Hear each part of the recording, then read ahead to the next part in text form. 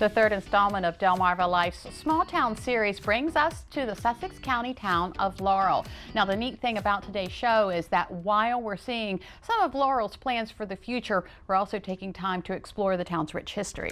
And if there's one thing the people of Laurel take pride in or on themselves, it's their roots. In fact, one stop at the Laurel Historical Society headquarters, the Cookhouse, and you'll be able to see many items of years gone by, each one with its own story to tell.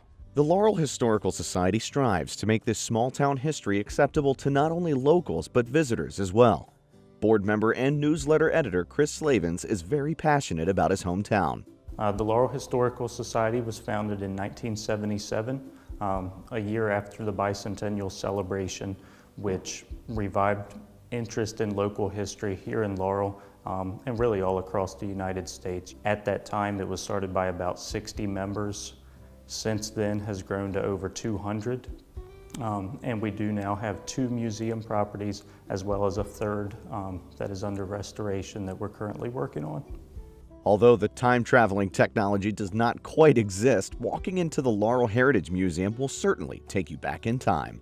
So here at the Laurel Heritage Museum, which is actually in the old Laurel train station, which was built around the turn of the 20th century, the museum features primarily photographs from the Waller studio, which was an early photograph studio here in Laurel through much of the 20th century.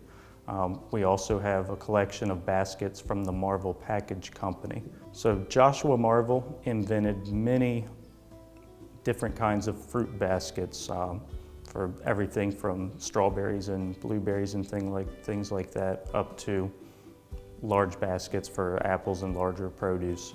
And he founded the Marvel Package Company here in Laurel, late 1800s, employed many people from the town, both black and white, and this led to Laurel becoming very prosperous at that time. And actually around the turn of the 20th century, Laurel was considered to be one of the most important towns in the state. And in case you're still hungry for more history and knowledge, the Cookhouse is another beautiful reminder of what Laurel has been. The Cookhouse was actually donated to the Laurel Historical Society by Haroldine Cook Shaner, and prior to that it had been owned by at least 3 generations of the Cook family. That is where we have most of our artifacts. One of the most important artifacts that we have at the Cookhouse would be our Ralph corner cupboard, which was made by Thomas Ralph or his sons in the early 1800s. And Ralph furniture was made here around Laurel at that time, and even to this day it fetches high prices at auctions and in antique stores. One artifact in particular offers a more spiritual piece of history.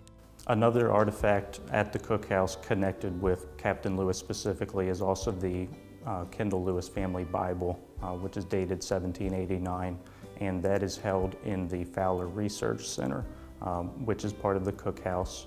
And that's where we have literally thousands of photographs, documents, books, and other artifacts connected to the history of Laurel. The Laurel Historical Society will continue to acquire pieces of history, including their most recent acquisition, the Hitchens Homestead. The main house was built by Emanuel Twilley in 1878, and he was listed as a millwright and a miller. He actually owned the flour mill there, or the grist mill, as it was called, on Records Pond. The house is built in what's known as the rural Gothic revival style, very distinctive steep roof, vertical siding, decorative wooden gingerbread trim all around the house.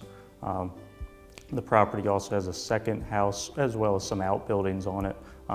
The smaller house, which we call either the tenant house or the miller's house, is actually older. We don't know exactly when it was built. It was there at least by 1868 because it does appear on the Pomeroy and Beers Atlas of 1868. How refreshing to see a local town on Delmarva remembering its roots and keeping its history alive. If you'd like to check out Hitchens Homestead for yourself, you're invited to a hoedown at the Hitchens Homestead. That event takes place on Saturday, June 8th from 4 to 7 p.m. Music, food, fun, and of course so much more. So go check it out.